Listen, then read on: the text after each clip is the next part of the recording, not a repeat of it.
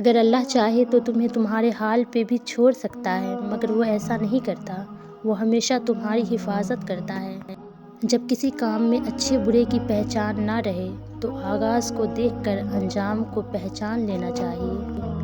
اس دنیا میں کوئی بھی ایک شخص مکمل اور غلطیوں سے پاک نہیں۔ اگر آپ دوسروں کو ان کی کوتاہیوں کی وجہ سے چھوڑنا شروع کر دیں گے تو ایک دن بھری دنیا میں اکیلے رہ جائیں گے۔ لہٰذا لوگوں کو جج کم کیجیے اور محبت زیادہ۔ دیواروں کے پاس کان ہو نہ ہو، فرشتوں کے پاس قلم ضرور ہے۔ زندگی کی سچائی کو سمجھنا بہت مشکل نہیں۔ جس ترازو میں دوسرے کو تولتے ہو، کبھی خود بھی اس میں بیٹھ کر دیکھو۔ جو دین کو برباد کر کے دنیا سنوارتے ہیں، ان کا نہ تو دین رہتا ہے اور نہ ہی دنیا سنور پاتی ہے۔ جب آپ رب سے محبت کرتے ہیں تو وہ آپ کے دلوں میں صرف انہی لوگوں کو بسنے دیتا ہے جو آپ کی محبت کے قابل ہوتے ہیں۔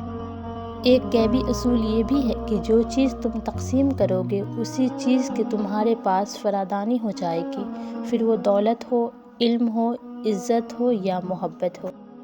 بے شک زندگی تھکا دینے والی چیز ہے، اور جب تم تھک جاؤ تو اپنے رب کو یاد کر لیا کرو، کیونکہ سکون تو صرف اللہ کے ذکر میں ہے۔ دوسروں کے درد مٹانے والے بن جاؤ، اللہ تعالیٰ تمہارے درد مٹا دے گا۔ توبہ ایسا دروازہ ہے جو موت کی ہسکی تک کھلا رہتا ہے۔ دعا ایک ایسا عمل ہے جو تقدیر کو مات دے سکتی ہے، اور ضمیر ایک ایسا ساتھی ہے جو ہمیشہ حق کی راہ دکھاتا رہتا ہے۔ صرف رب کی ذات ایسی ہے جو معافی مانگنے پہ نہیں پوچھتا کہ غلطی کیوں کی تھی۔